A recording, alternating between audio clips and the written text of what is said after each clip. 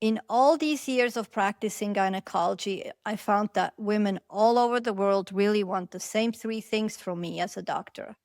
They want competence that they can trust. They want clear and honest explanations that they can understand as regular people without a medical degree. And above all, they want to be respected and listened to.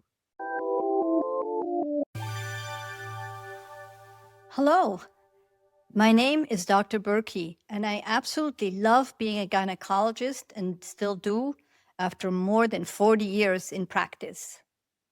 This is the very first episode of my new podcast, and so I'm going to explain who I am and why I decided to do this podcast on gynecology and women's health. I was born and raised in Switzerland, and after graduating from high school, I attended medical school at the University of Bern for 6 years. When I was in medical school, there were practically no female gynecologists around, though my mom's gynecologist was a woman.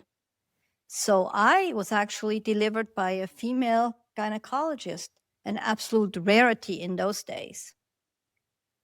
The fact that there were hardly any women gynecologists was the main reason I gave up on vet school, which had long been my first love. I kind of felt obliged to become a gynecologist to offer women a choice whether they wanted to be seen by a man or by a woman for their gynecological care. At the beginning of medical school, I met and fell in love with an American student while visiting Boston, and the rest is history. We're still together in love and having fun more than 50 years later. Because of him, I spent a large part of my medical school years in Boston doing research for my doctorate and completing practicums and externship in the 3 Boston medical schools, while still officially being enrolled at the medical school in Bern. They were pretty patient and tolerant with me. After receiving my physician diploma and my doctorate in medicine from the University of Bern, I moved to Boston, and I had to pass a number of exams allowing me to practice in the US. After briefly working as a pathologist and doing autopsy at Boston City Hospital and the Boston VA, which was pretty gross, I started my internship and then residency in obstetrics and gynecology at the Massachusetts General Hospital. That is one of the Harvard teaching hospitals in Boston. And I gave birth to our first son during that time. After completing my gynecology training in Boston, I passed the American Board of OBGYN exams and then worked for the next 20 or so years in my own office in Salt Lake City, Utah, where my husband ended up teaching economics at the University of Utah. I was only the 3rd female gynecologist in private practice in the whole state of Utah when I moved there, and the only one that was not a member of the Mormon Church. By the time I left, I'd been a president of the Utah chapter of the American College of OBGYN, ACOG, and also the president of the Utah Women Physicians section of the Utah Medical Society. I had served as a member of the clinical faculty at the University of Utah and was the gynecology rotation director of a family practice residency program. And we had 2 more kids, but I chose not to deliver babies myself in Utah. I had decided that I was more interested actually in gynecology and hormone and surgery than obstetrics, and wanted to at least spend the nights and weekends with our own kids.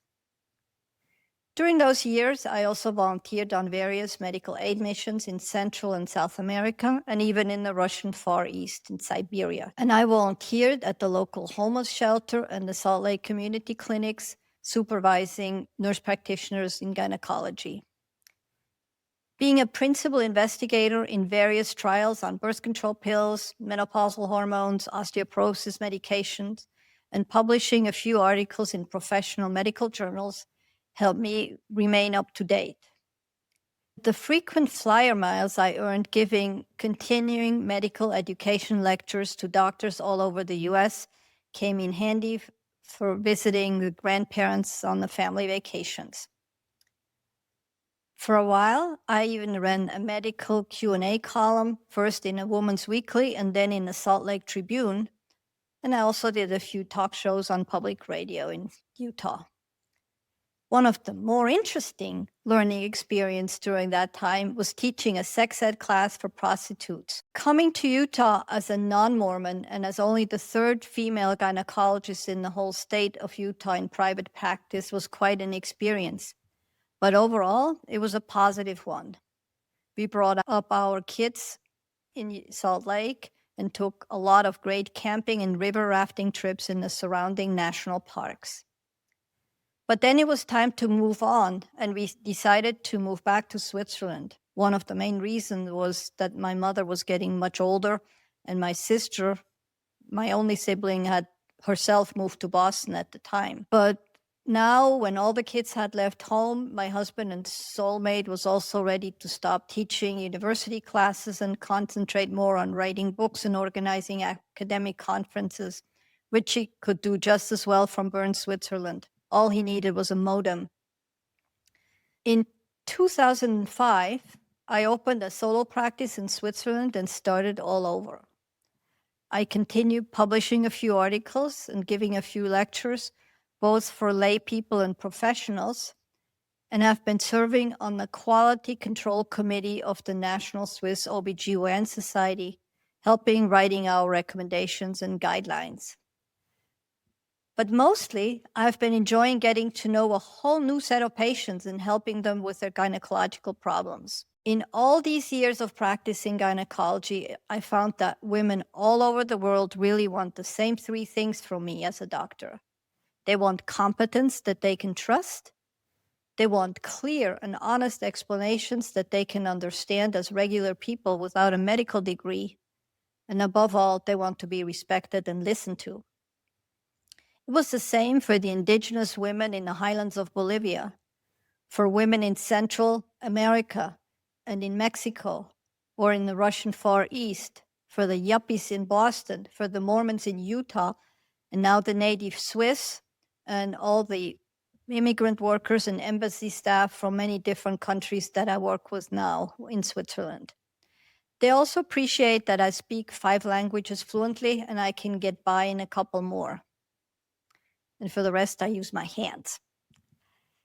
Many times in my career, it was suggested to me that I should start writing down what I know and have learned over the years, because I seem to talk in a way that people can understand. I've never found, or at least not taken the time to do this up to now.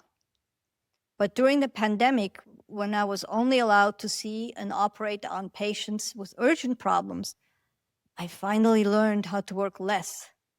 Then a couple years ago, I stopped operating, cut down my working hours to 3 days a week. So now I really no longer have an excuse to not write my book, except not many people read books anymore. Which brings me to why I decided to do this podcast. Following the suggestions of my younger patients, some of them were half a century younger than I, and observing our 3 grown-up sons listening to podcasts as a source of information, I'm following their lead, and I'm now becoming a podcaster, thanks to my patient producer, Josh Rosenzweig, who is teaching an old lady new tricks. What I want you to get out of this podcast is information. Information and information about your body, how it works, what can go wrong, and how that can be fixed, at least most of the time, with modern medicine and some traditional wisdom and common sense. We will talk openly and honestly and clearly in a way normal people can understand. We'll not avoid any topics whatsoever as long as they have to do with your health. It is pretty much impossible to embarrass me with anything that has to do with gynecology. And you should never be too embarrassed to ask what you need and want to know from a health professional. The more you know about your body before you go and see a doctor, the more you will get out of that visit. Knowledge is the tool that you need to get what you need. This podcast will teach you how to listen to your body and figure out what signs your body gives you need to be taken seriously and which ones can be ignored. And it will teach you whether you should go to the emergency room today or if you can wait for an appointment in a week or 2. It will also teach you what key words you should tell the receptionist so you get the appointment that you need. It will prepare you and tell you what to expect once you get to the doctor's office. For instance, it will also tell you, should you take a vaginal douche before you go to your appointment?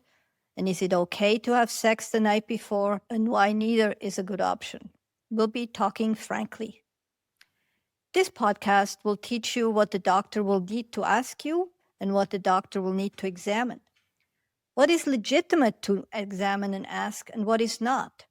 What important questions you can ask and should ask and have every right to ask before and during and after the exam. I'll remind you over and over again that you have the right not to answer some questions and the right not to agree to a particular examination. But if you don't agree to something that was necessary, you might also actually limit the doctor's ability to make the correct diagnosis and be able to help you. So you have to kind of weigh that. This podcast will cover common and rare, life-threatening, or just annoying, interesting, and weird gynecological issues. We'll also discuss questions on anything gynecology related that my patient have asked and questions that you, the listener, can send to questions@gynoinfo.net. That's again, questions@gynoinfo.net. Thank you for listening, and I hope we'll have fun with this podcast. Next time, thank you for listening, and remember that you and your health are super important and deserve your full attention. Don't ever put off contacting your doctor because you're scared or embarrassed when something feels wrong about your body. Doctors are here to help you and not to judge you. And also, regular well-woman visits are always a good idea that you should make time for. You deserve it, and you owe it to yourself, and you owe it to your body and your health. This podcast is part of Pride House Media, hosted by me, Dr. Burki, produced and edited by Josh Rosenzweig. Original music composed by Nell Balaban. If you enjoyed this episode, please subscribe wherever you listen to podcasts. And while you're there, leave us a rating and a review. It really helps others discover the show. Stay connected and join the conversation by following me on Instagram and Facebook @GynoInfo and on LinkedIn @GynoInfo Podcast. Remember, any questions that I answer or information that I give you on this podcast are to be understood as information only, not treatment of your medical problems. While I'm a very knowledgeable gynecologist, I'm not your gynecologist who has talked to you and examined you personally and is therefore actually able to treat you. So please consult your own healthcare professional with any medical questions or concerns.